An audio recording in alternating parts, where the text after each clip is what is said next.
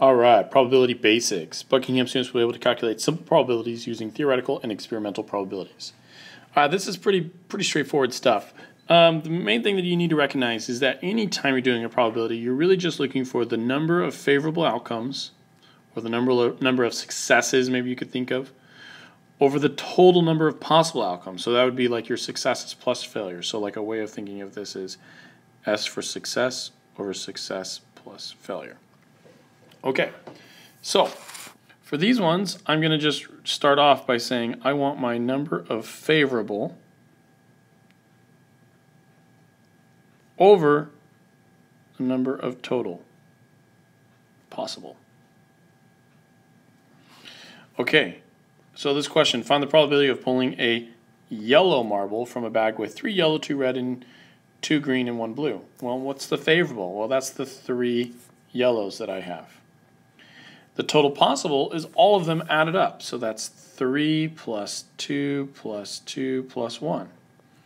So my probability of pulling that yellow one out of all of those total would be 3 out of 3 plus 2 plus 2 plus 1 is 8. And so it's just 3 out of 8.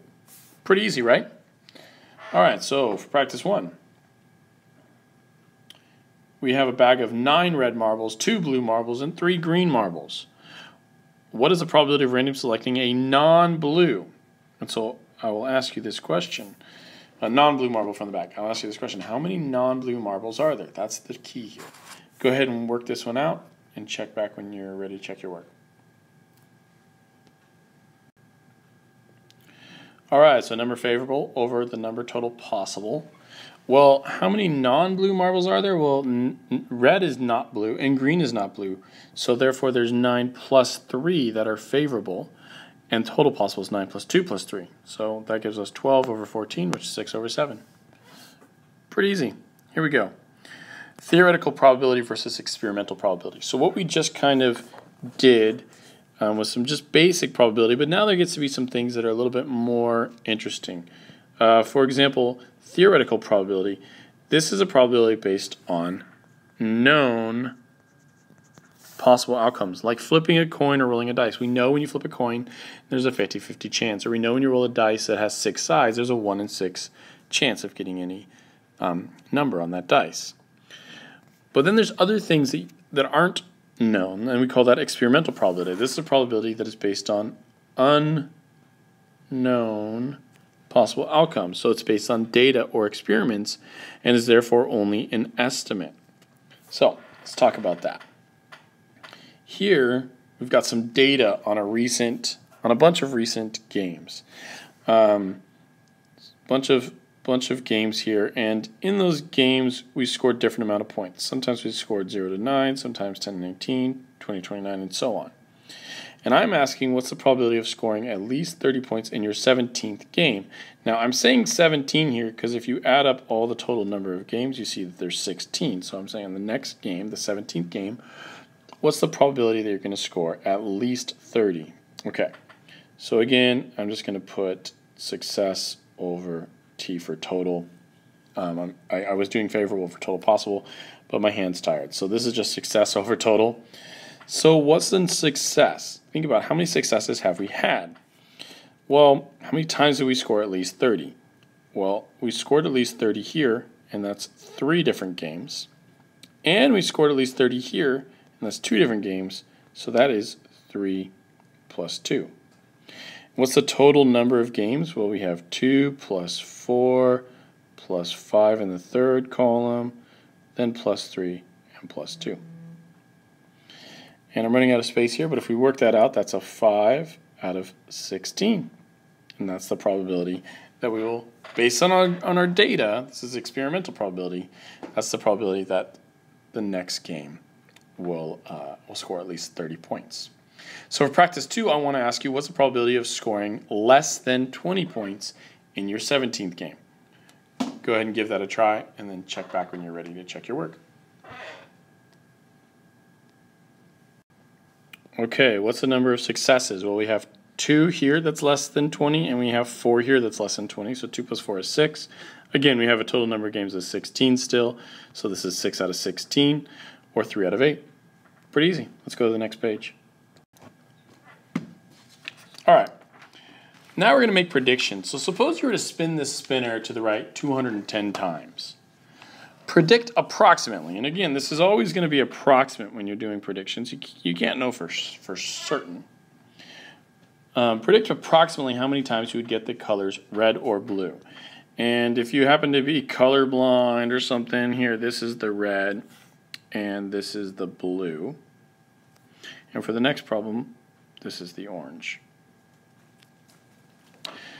So first of all, let's figure out what's the probability of getting red or blue. Well, there appears to be 7 different colors. Let's just go around clockwise starting at the arrow. 1, 2, 3, 4, 5, 6, 7.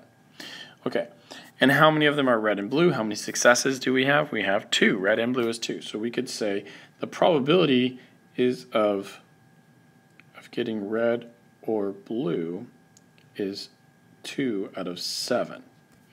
Well, we're not just spinning this one time, we're going to spin this 210 times.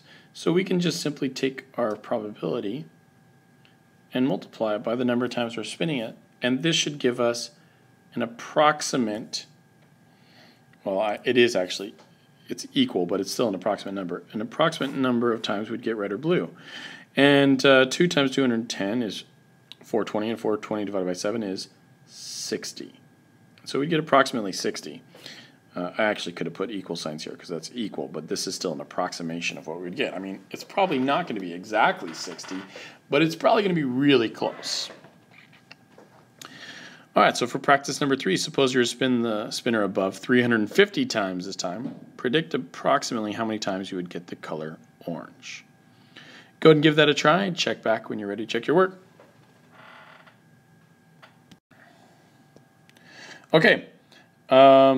The probability of getting orange, well, there's just one success out of 7, so that's just 1 over 7. So you do 1 7 times 350, which is 50. Pretty easy. All right, I put this in here in the notes because anytime that I've ever taught probability, I always have students not knowing what a deck of cards looks like. So here's your thing. It's officially in your notes. You now know. In every deck of cards, there are 4 suits: clubs, diamonds, hearts, spades, and here's some what those images look like. And there's 13 cards. You can count the ace. If you count the ace as 1, you go 1 all the way up to 10, and then 11, 12, and 13. And 4 times 13 is 52. So you got 52 cards, and those are broken up by numbers, or you could say symbols. Numbers or letters, maybe. And they're also broken up by these 4 suits. Okay. With that information in mind, I just wanted to give you that to fall back to because we're going to be referring back to a deck of cards throughout this entire chapter. So there it is. But let's do this next problem. It says the probability of pulling a spade from a randomly shuffled deck is 25%. Well, that makes sense because it's 1 out of 4 suits. So yes, 25%. And the probability of pulling an ace is 1 out of 13. Yes, there's any one of these 4 aces out of 52 or 1 ace out of 13 cards. So 1 out of 13. Which is more likely? Well, when they ask which is more likely, what you want to do is convert everything to a decimal. So 25%, that is the same thing as 0.25. 1 out of 13, you could just put that in your calculator. 1 out of 13, you get 0.0769, and it keeps going. The point of all this is we're trying to figure out which one is more likely. Well, the thing with the higher probability is more likely. And so 0.25 is bigger than 0.0769. And so therefore, pulling a spade is more likely than pulling an ace. Okay, that's it. Let's go to the next page. All right. Let's say you go to Cultivate after school over here, the frozen yogurt store. And you've been going a lot, and you noted that the line size varies from day to day. It's always right after school. It's always the same time, but you go right after school. Well, I want you to fill in the probability that you get a certain line size based on the data that you've collected. So we're going to do this one together. It looks like they tell you went 50 times, and sure enough, if you add these all up, you get 50. So the probability that the line is 0, well, it's going to be 24 out of 50.